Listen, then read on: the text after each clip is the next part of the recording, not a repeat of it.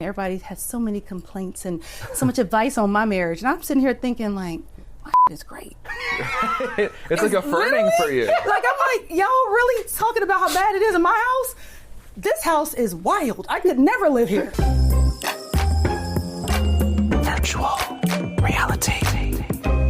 Dr. Contessa from Married to Medicine, Denny and I are so excited to have you in studio. I'm so happy to be here. Season 12 has been so wild. Wild is the like best way to unexpectedly put it. wild, Yes. right? Yeah. Yes, I feel everybody walked in with the dial up a little bit more. Yeah, for sure. It's intense. Yeah. It is intense. And it's unexpected, but also unexpected in a good way, because sometimes you think you know everything about someone. They've been on for so many years, and then you see another side of them. Or you see some of the same things. You're like, didn't you guys have this argument 5 years ago, 4 years ago, 10 years ago? Who's like, repeating their arguments? I mean, you tell me. Like, you work too much. You don't, you know, so I mean, it is what it is. That's literally the point. You know, when it's Groundhog Day, you either have to say, I accept you for who you are, or I got to figure out some way to be at peace, but I'm not going to change you. Right. 20 years of marriage, I can tell you, you're not going to change the person. That's true. Exactly. You got to change. You got to change your attitude. When you took a break from the show, did you ever expect that you would come back? I'm so happy you did. Yeah, so the coolest thing of all is that we really truly are all friends. Yeah. And so even when I wasn't on the show, we still hung out, you know, we would still talk all the time and text and all those things. But it didn't even feel like a break. I just didn't film. But other than that, yeah, I did. I really love Phaedra and T. I thought they were great for season 10 to bring a new dynamic. And I do enjoy new dynamics, right? Because it shows you different aspects of different people. I remember some of even like the seasons in the past when the new cast members would come on. And for that period of time, they were so relevant to what was happening in everyone's life. So it was okay. How then do you feel this season with those two names that you really enjoyed, the fresh and fun they brought, no longer there? Yes. Well, again, if you watch my socials and everything, I still talk to T. Love T. You know, we're both Geminis. She's a good person. She's like a little sister to me. We were both in the military. I think she's a wonderful person. And then Phaedra is actually my neighbor. I don't know if people. She's a stone's.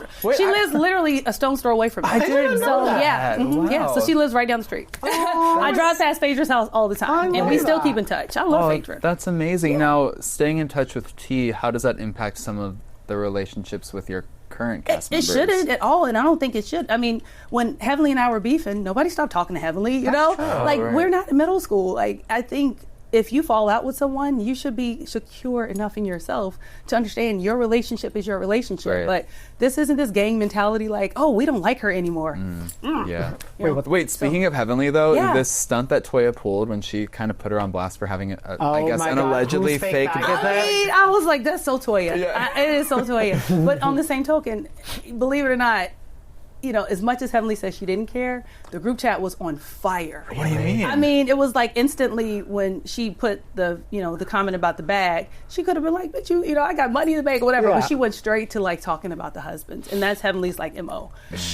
In the group chat. Yes. But Heavenly actually also, you know, I think it's a sensitive thing for her. As much as she tries to act like it wasn't, I mean, why would you over-respond like that? But that's what's so funny, because then in the confessional, Heaven's like, I have so much money, I have all this stuff, I'll pay Toya's rent. Like, going back into it, where she knows how to hit nerves. She does, but then I think the other, because no one, I mean, let's just be honest, this is Married to Medicine, this is not good times. We all have money, so. And that whole, like, conversation even about, like, money is just, we just need to stop it, because everyone's doing okay. Well, let's just be honest. And I feel it's kind of the thing where everyone just enjoys spending their money in other ways. And that's really, I think, what she was kind of saying, but she just should just say it. Heavenly's not great with her words, and running for office, sometimes she maybe needs to work on that. I think that's what her team is helping her with.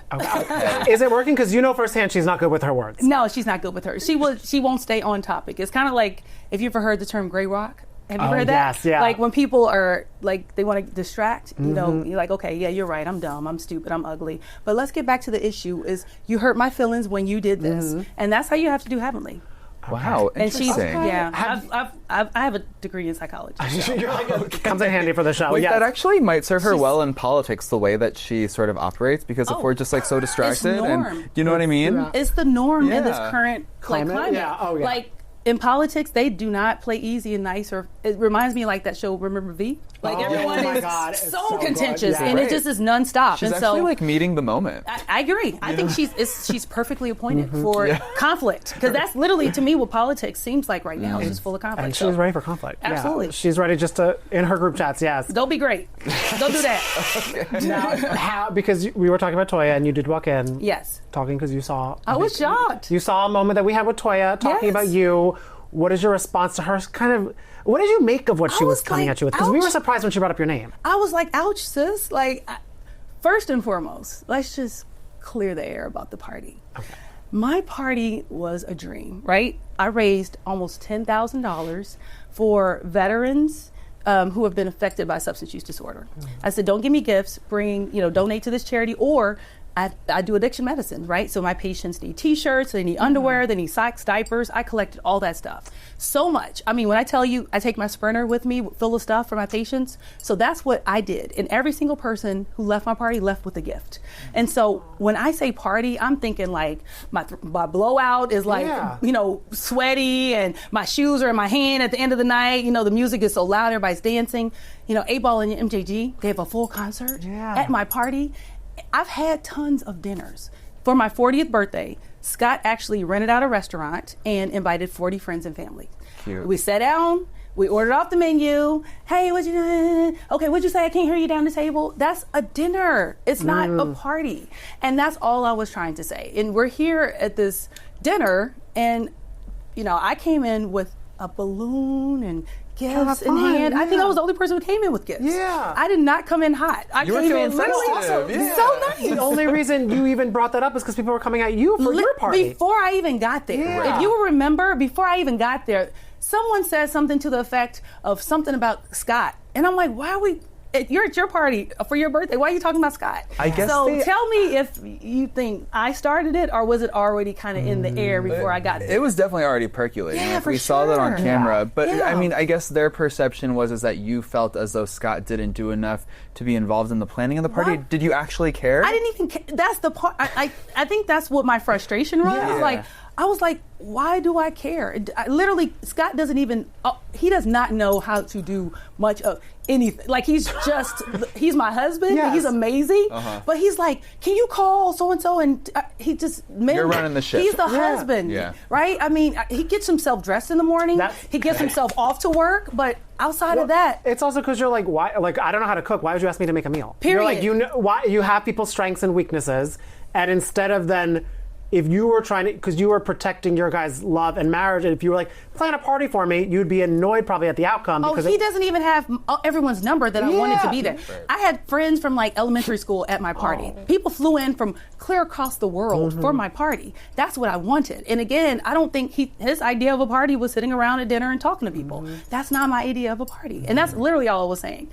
And, it was so interesting because I was like, until we had to call your husband and be like, thank you. I was just like, what is happening right now? It was very cringe. That's all I was saying. Like, can you just tell him thank you later? I know. I was giving a little high school. Or like that's why I was just like, I'm jealous of it. Like, and I don't know why.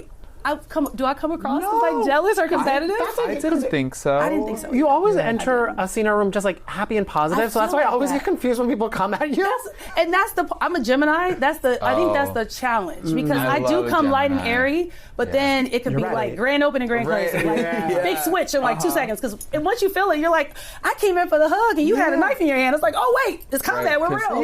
Because you can pull out your knife too. It's going out. I'm married to a Gemini, and I love the energy. People want to say it's two-faced. It's adaptive. It is. I feel whatever you bring, I'm going to adapt. Yeah. I'm a chameleon, right? Exactly. If we're hugging and kissing and hanging out, we're going to have a great time. But if you want to fight, we can do that too. How are we with Toya right now? What are we bringing the hug? Oh no, I have no conflict with Toya. I think, but if you have watched the season, she comes in hot a lot. She's right extra hot this season. With everybody. And I mean, I hate to be like this, but I am very comfortable, right? Life is good.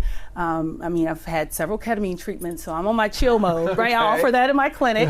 And so much so that I've even, I'm going to do a women's wellness retreat. Yes, okay. Yes. And I have found that one of the things I learned from even conflict with Scott is I had to do individual therapy, and women unfortunately are always looking externally for joy and happiness. I don't look for it's to Scott or my kids or my father or anybody to like pour into me. I have to do that myself because my needs are specific to me. And I think we don't know as women a lot how to get, like ask for things, but we also expect people to like read our minds and then do it exactly the way we need them to do it. You think Toya could benefit from some treatments? Look, the offer is there and it's free. I won't charge her. Wow. Okay, she can keep the Berkeley closed. So this women's wellness retreat, what's going on? What are we doing? So it's February 27th to March 1st in Atlanta, and it's almost like we're bringing Arizona to Atlanta. Oh, sick. Cool. So I've been to ones all over the world, and women who are professional, who like lead at work and home, we don't do a good job at that. We don't know how to like pour into ourselves and just take that weekend just to decompress. When I lay down at night, my eyes close instantly. But women who are like taking care of everything, their kids, their business, they are stressed. They have so much anxiety, and I just want to try to relieve some of that. When you first started making that change for yourself, was it uncomfortable? You know what I mean? Absolutely. Yeah. This is why even this year I did my party at 49. A lot of people wait till they're 50, but I felt like this first half of my life, I wanted to start the next half like fresh. No regrets. Whatever's on my bucket list for this first half, I'm going to just do it all. And it feels so good. Like I'm literally not looking externally for anybody to do anything for me. I know exactly what I need, and I know the way I need it, and so that's what I'm doing. Wow. Yeah. That is even the building. incredible. The building was my idea. Wait. Okay. And how's that going? It's completely done. Oh, and my God! Amazing. It's so frustrating because when you own something, you have all these rules, like you have to get this fire alarm, you have to do this, all these inspections, etc. But it's more about like the patience of almost like when you build a house. Yeah. You think this timeline is going to be this, but other people control the narrative, that, right? usually, yeah. So that's the only frustrating thing, but it's beautiful. I mean, the kitchen is literally like as good as the one in my house. Oh, It's wow. absolutely stunning. I know, because I feel a lot of the ladies had a lot of questions about that. Absolutely, and when you again, they're all renters. I own my building, so I have to look at return on investment. So when I sell this building in 20 years or something, if I decide to, I want it to stand the test of time and appreciate in value. So I had to take the time to do it the way I wanted to. Wow. Yeah. You juggle so much. I try. Like I can't Thank believe you do a you. reality show. You're a doctor. You have this building. You're like Yes. married. You're I'm a a mom. veteran. You're a veteran. Like Oh, that's like so yeah. crazy. You're doing a wellness retreat. You know what is so interesting though? When people say that, I'm just like, it's the only life I've ever known. It was like chaos, organized chaos. And we talked about a little bit my teen parents and all that kind of stuff. Yeah. But for me, it's not sad. It's the only life I've known, Yeah. right? And my dad is the only surviving grandparents my children know. And we have to like do all the things for them. But I also have to live as an example to my girls of how I want them to grow up, right? I don't want them to be waiting around depending on a man to bring them joy and happiness and to give them value. And I don't want my son to feel like, he's like so understanding about how women need to, like how he needs to navigate the world. I don't want him to become like paternalistic and arrogant and all those things. And also like how you show up. They're watching how you show up to yourself every day. So it's really like an embodiment of how you want to lead them is how you lead yourself. Absolutely. Which is beautiful. That's what I'm trying to do. Yeah.